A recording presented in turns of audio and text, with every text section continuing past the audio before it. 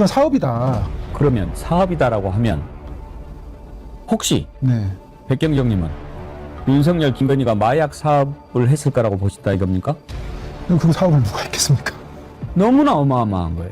지금 대통령 내외가 마약 사업을 했다 이렇게 단정을 하는 게 아니고 대통령 내외가 마약 사업을 할 수 있는 위치가 아니니 그 가족이나 대리인이 했을 거다 이 말씀을 드리는 거예요. 그렇죠. 우리가 뒷배 봐줄 테니까 걱정하지 말고 막 갖고 들어와.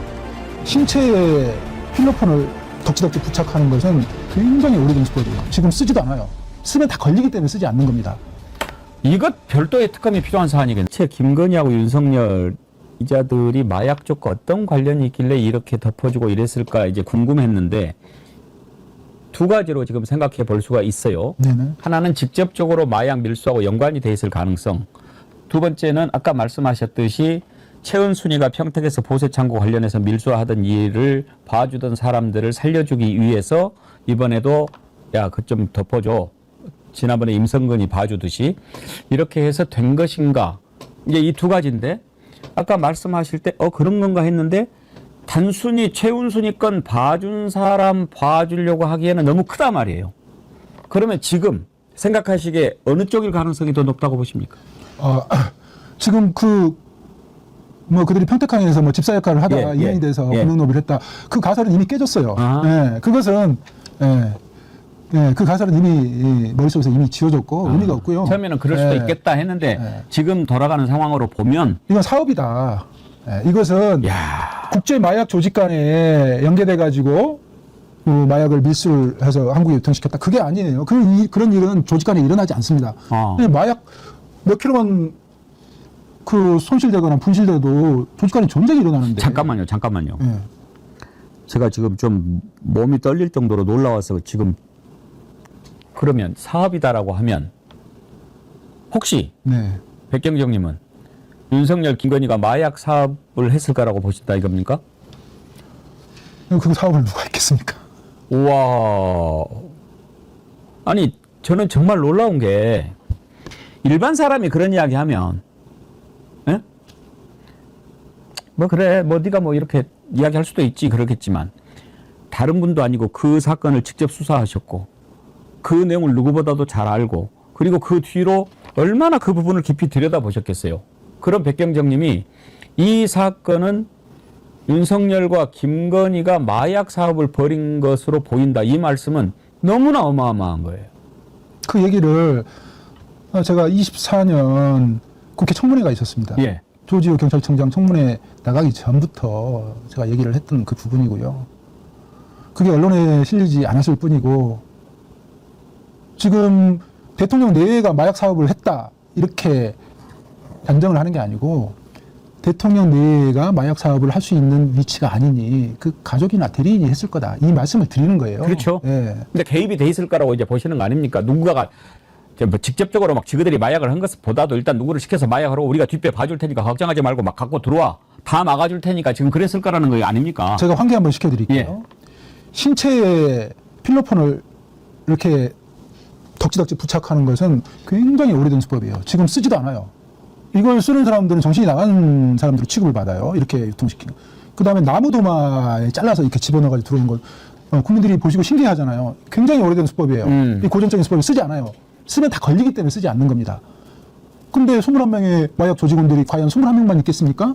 그렇죠. 제가 영장을 받아도 청구가 안 되고 발부가 안 되는 그런 상황인데 어떻게 수사를 했겠습니까? 근데 그렇게 21명의 조직원들이 들락날거리면서 마약을 맺고 휴대용 캐리어를 가지고 들어왔고 나무도마로 심지어 들어왔고 경찰청장이 윤석열 경찰청장이 후세인 경찰청장을 만나고 있던 그 순간에 필로폰 100kg가 쿠알라룸푸 공항에서 국내 반입을 시도하려고 실렸다니까요. 근데 그 당시에 이 피의자들이 검거된 사실을 어떻게 알았는지 그게 알려져가지고 그 실린 화물을 바로 회수를 했어요. 그걸 실시간으로 제가 김찬수 사장한테 보고했어요. 이렇게 들어와가지고 지금 실렸다. 지금 알려져가지고 지금 이게 무산돼가지고 다시 회수했다고 그런다. 그러면서 그 마이클이라는 말레이시아 마약 조직원한테 전화를 해가지고 저를 바꾸라고 그래요. 그러면서 했던 말이 그 수사하는 보스를 바꾸라고 해서 제가 그 스피커폰으로 이렇게 했더니 들어가가지고 한국 조만간 들어가 자수할 테니까 마약 압수할 거 돌려줘라. 이렇게 비아냥거린다니까요. 그 정도였다니까. 근데 만약에 윤석열, 김건희가 마약 사업에 관련이 돼 있다라고 한다면 지금 새 특검 있지 않습니까? 여기에서 이 내용이 들어 있습니까? 새 특검에 김건희 특검법에 16가지 항목이 있는데 예, 16가지 중에 마약이 들어 있습니까? 마약이 들어있긴 있는데 그 조병로 것만? 관련해서 조병로의 외압과 조병로의 구명 관련해서 그 아주 지역적인 사안이잖아요. 그렇다 하더라도 수사를 하면서 알게 된 사실은 또 얼마든지 수사할 수 있으니까 할 수는 있겠지만 지금 말씀하신 내용만 같으면 이것 별도의 특검이 필요한 사안이겠는데요? 상설특검도 지금 통과되어 있습니다. 예. 거기에 구성원을 보니까 검사 5명에 수사관 20명이더라고요. 이 정도 인원으로는 관세청 수사도 어렵다. 코끼리 뒷다리 정도는 그려낼 수 있겠지만 의지를 가지면 제가 이 세관연루 마약 사건은 내일 안에 버금간다. 근데 내일 안은 많이 알려졌잖아요. 이 사건은 국가기관들이 총연합해가지고 아주 꼼꼼히 켜켜이 묻어버렸던 그런 사건이라서 이 사건을 제대로 수사하려면 이 내란 특검 정도의 인원이 구성이 돼야 된다. 제가 이제 주장을 하는데 현재 공무원 신분이니까 지금 되는 대로 추이를 지금 지켜보고 있는 상황입니다. 근데 그 전에 검찰에다가 100번 이야기하면 무슨 소용이 있겠습니까? 바로 그걸 봐준 심우정이라는 자가 검찰총장에 있는데. 심우정이 지시해서 합수팀을 꾸린 거잖아요. 근데 그 합수팀의 그 검사장 밑에 바로 차장 검사가 중앙지검 강력부장 때 이 마약 사건을 덮었던 사람이에요. 마약 관리관이 지휘를 하겠다는 건데 제가 기가 막히잖아요. 그래서 대검찰청 앞으로 달려가게 된 겁니다, 제가. 또 한 가지 좀 여쭤볼게요. 말레이시아가 왜 말레이시아냐? 그리고 이제 또 윤건희가 직접 마약에 개입했을 수 있다고 하시니까 김건희 오빠인가 동생인가 말레이시아에 있다고 그러잖아요. 김진원 씨가 네. 말레이시아 쿠알라룸푸르에서 뭐 차로 한 1시간 반 정도 떨어진 거리에서 뭐 살고 있고 뭐 사업을 한다고 그러는데 김건희 오빠예요, 동생이에요? 동생입니다. 동생. 그리고 김건희 씨 오빠가 김진우 씨라는 사람인데 김진우 씨는 지금 남양주의 원요양원의 대표로 돼 있고 실제로 최은순 씨하고 김진우 씨가 그것을 관리하고 있었는데 요새 거기도 좀 문제가 돼가지고 시끄럽잖아요. 근데 24년 9월 22일이에요.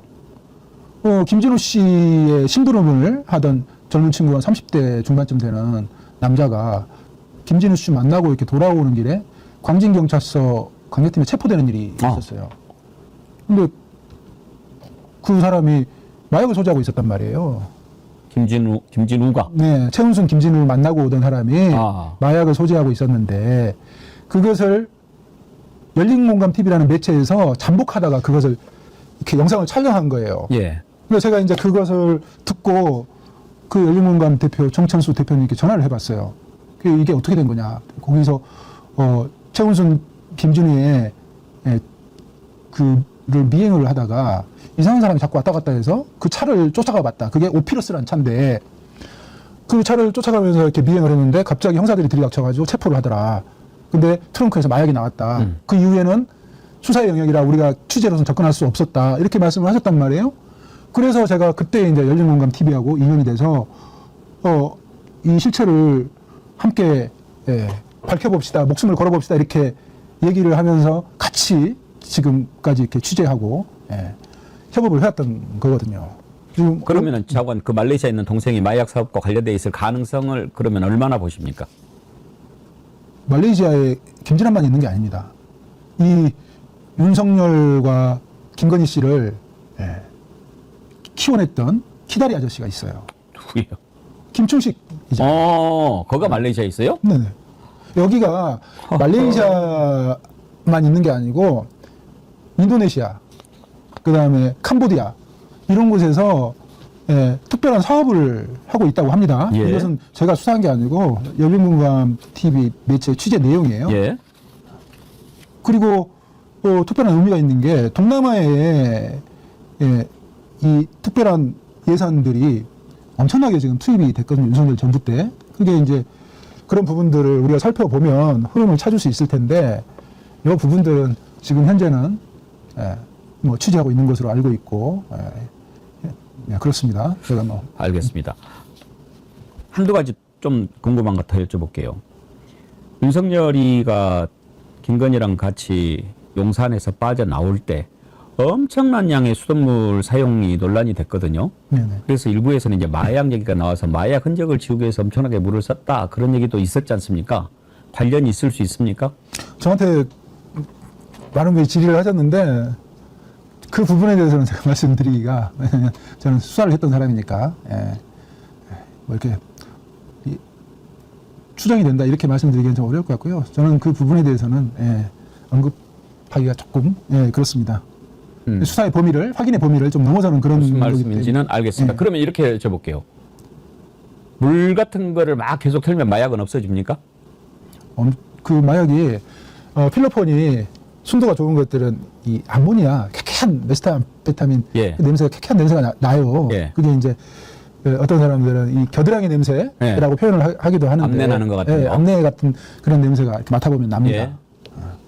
그걸 만약에 공장이었다, 거기에 마약을 보관하고 뭐 이렇게 사용을 했다, 예를 들어서 이렇게 뭐 어떤 의식을 행할 때 예. 이게 필요했다, 뭐 그런다면은 그럴 수도 있겠지만, 냄새 지우는데 상당한 양의 물이 들어갈 수 있겠지만, 그 부분은 오케이. 이제 너무 상상으로 넘어가니까요. 그러겠습니다. 예. 그러면 이거는 어떻습니까?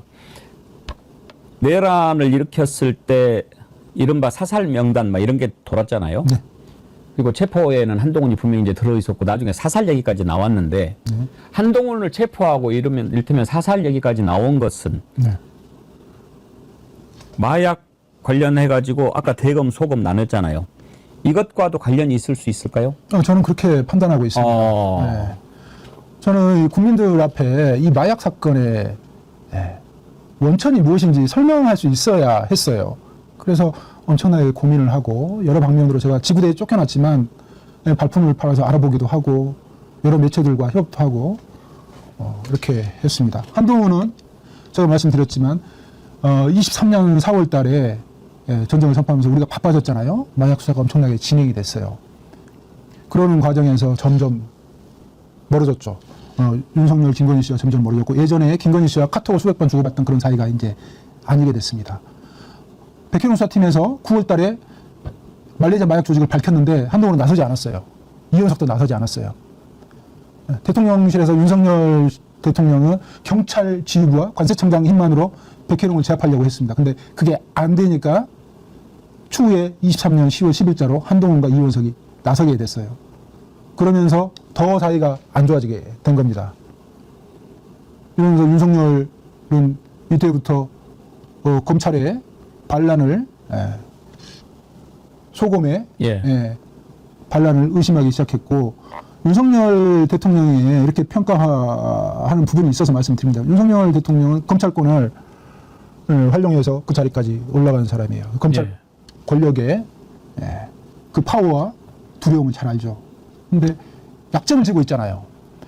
뭐 그 전에 도이치모터스 사건, 명품백 사건도 있었고 공천 개입도 있었지만 이런 것들은 서로 이미 알려진 사안이었고, 한동훈 소검에서 약점을 지고 있어서 두려웠던 거죠. 그때부터 저는 윤석열 대통령이 언제부터 내란을 일으키려고 마음을 먹었는지 알 수는 없습니다만 실행을 착수하게 된 그 시점이 이 소검과 대검 간의 갈등이 생기면서부터 착수가 됐다.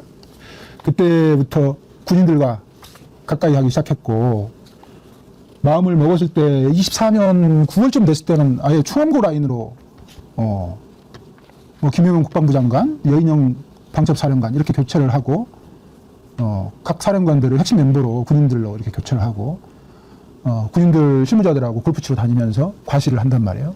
그때 24년 뭐 8월 뭐 이때부터 민주당에서도 그 윤석열 대통령을 향해서 비상계엄하려고 그런다, 내란하려고 그런다 이렇게 목소리가 나오면서 다 알려졌단 말이에요. 그걸 한동훈과 국민의힘에서 몰랐겠냐고요. 다 알고 있었죠. 그런데 두려워, 이제 한동훈도 군인이 나서고 국정을 이용하면 본인도 위험해질 수 있다고 인식을 했을 거 아닙니까? 끊임없이 나는 대통령을 해야 할 의사가 없다는 것을 증명해야 했어요. 그래서 뭐 이렇게 용산에서 이렇게 고압적인 자세로 대통령이 설교하는 그런 사진도 등장을 하고, 특히 서천 화재 사건 있잖아요. 거기서 한동훈이 90도 폴더 인사를 하면서 나는 당신을 해야 할 의사가 없습니다. 그걸 증명을 해야 했죠.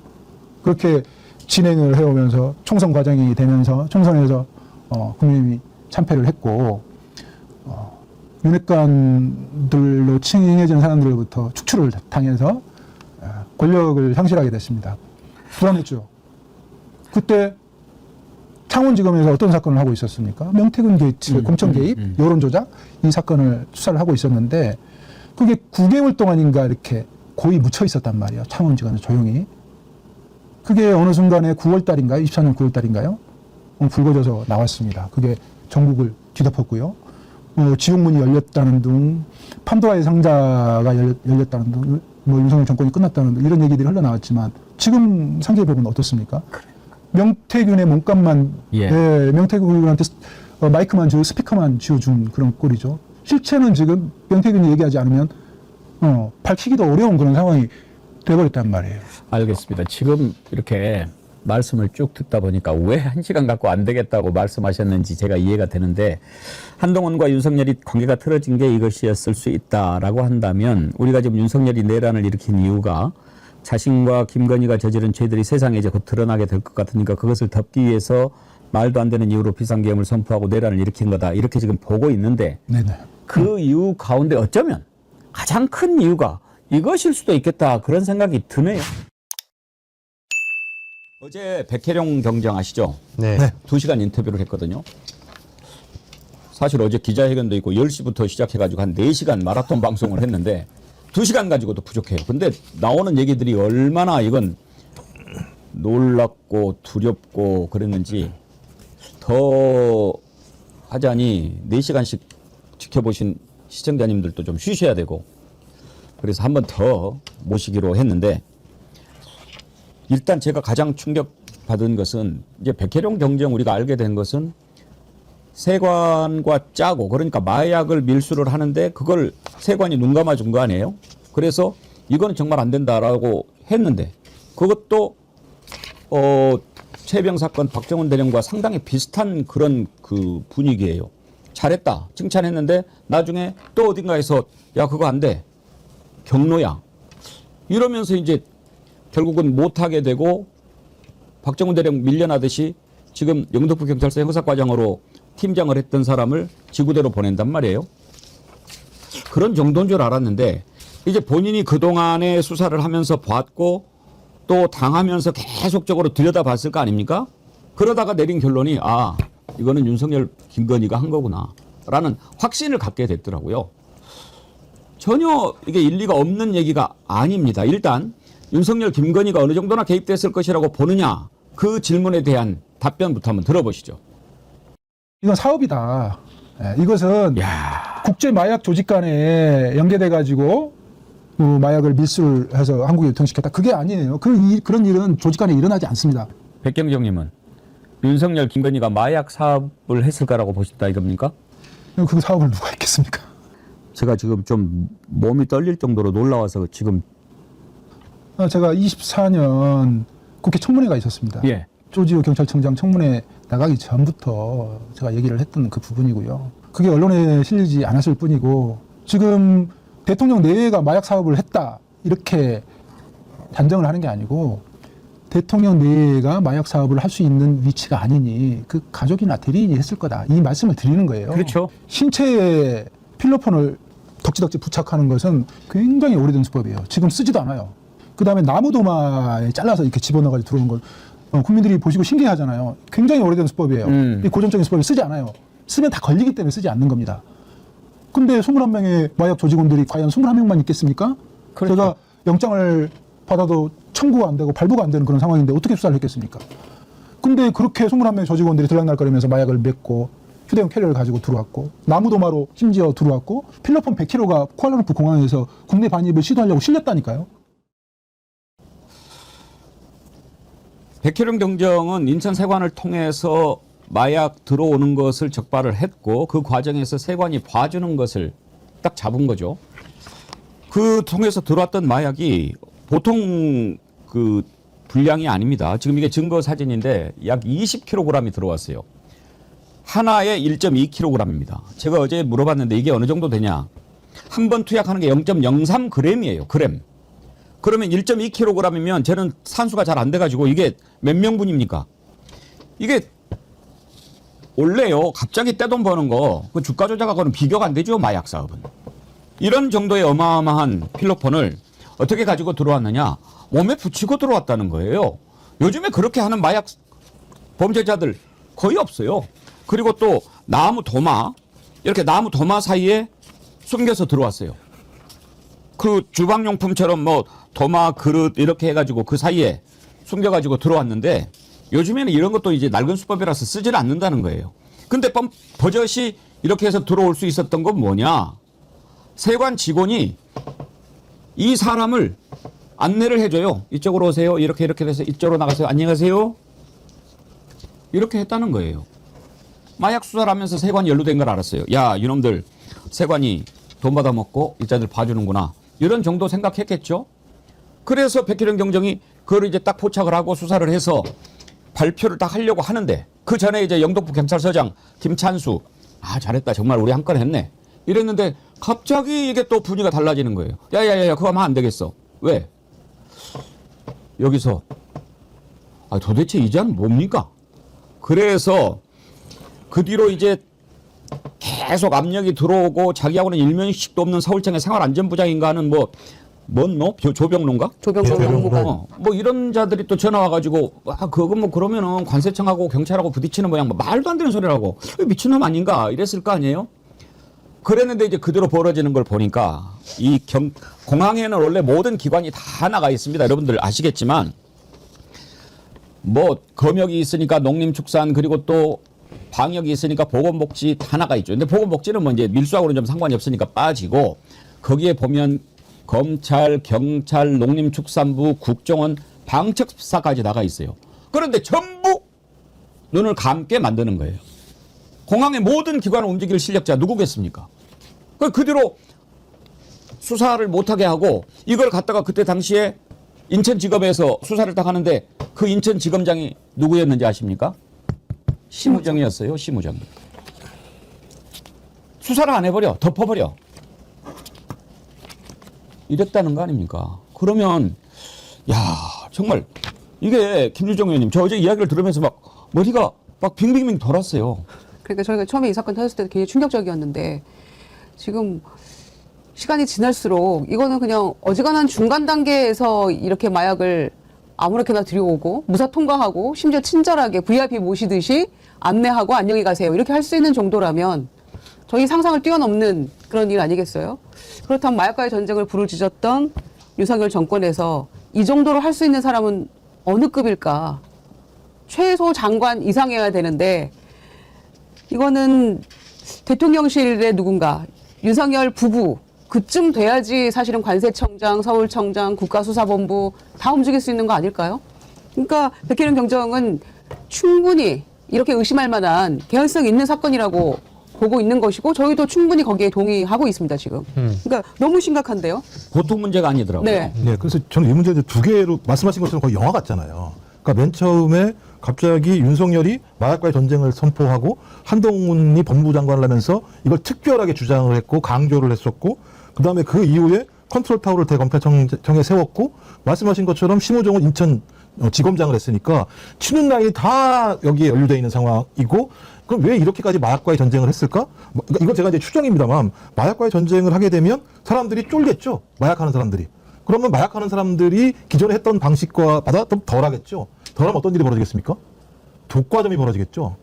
독과점이 벌어지는 상황에서 만약에 권력과 공권력의 비호를 받으면 아주 편안하게 더 많은 마약을 마약을 통해서 이득을 얻을 수 있겠죠. 네. 그러니까 이건 추정입니다만 그런 과정들이 있어서 아주 아무 문제 없이 마약과의 전쟁하에서 마약을 통해서 유통해서 많은 돈을 벌고 있었는데 이게 갑자기 백경정이라는 사람한테 턱하니 걸려서 문제가 생겼죠. 이게 이제 사단이 나면서부터 그 이후에 그것을 무마하기 위한 소위 이제 이건 그 박정훈 대령 사건과 유사한 형태의 문제가 벌어진 건데 만약 앞단이 사실이라면 뒷단 문제야 이제 예를 들면 외압을 통해서 권력을 통해서 이걸 막은 게 문제입니다만 대통령이라는 권력을 통해서 검찰 권력과 관세청 나중에 경찰까지 동원해서 이익을 얻기 위한 진짜 그야말로 거대한 예를 들면 카르텔이 존재했다라고 지금 백혜련 경장은 주장하는 거 아니겠습니까?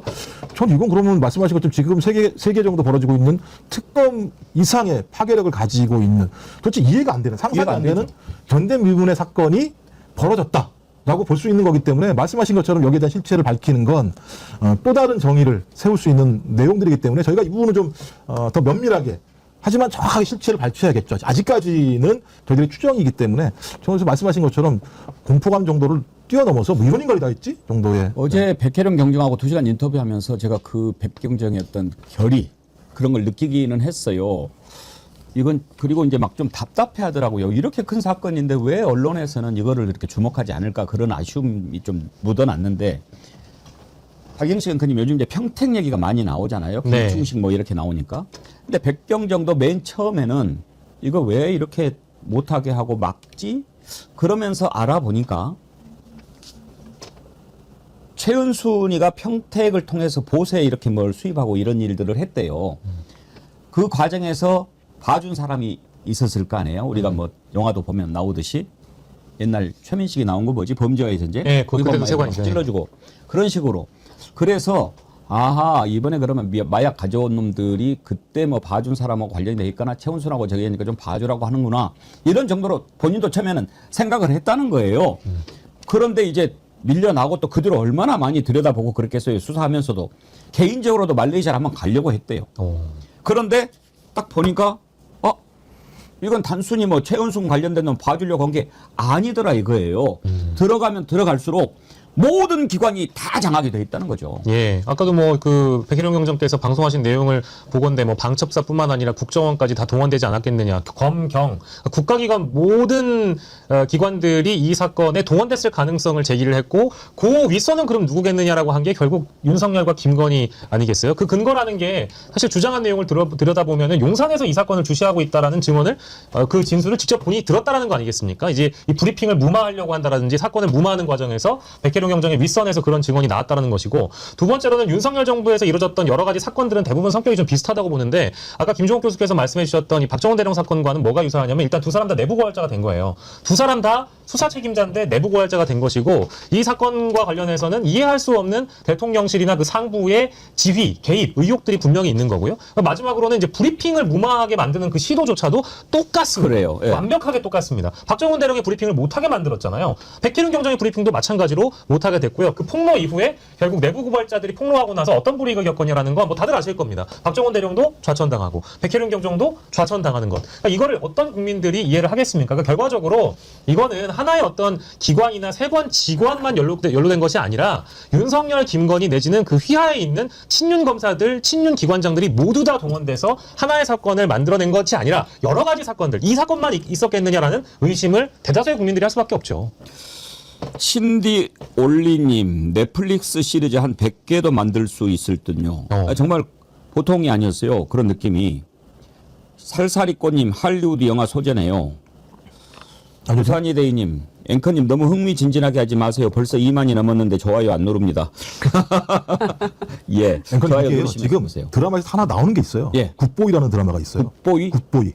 아, 굿보이. 굿보이. 예. 근데 여기에 박보검이 주인공인데 예. 인성시라는 공간에서 그러니까 관세 공무원이 이 예를 들어 마약을 갖다가 밀수하는 과정에 대한 내용들이 나와 있거든요. 그러니까 그 내용을 보면 지금 말씀하신 내용들하고 거의 유사해요. 아직 끝나지 않았습니다. 지금 진행하고 있는 상황인데요. 결론은 제가 볼 때 분명히 일망타진이 될 것 같긴 합니다만 그 과정에서 경찰서장 그다음에 관세 공무원들이 다 이 뒤를 봐주고 경찰을 거의 폭력적으로 예를 들면 공격을 통해서 죽이려고 하는 일까지 벌어지거든요.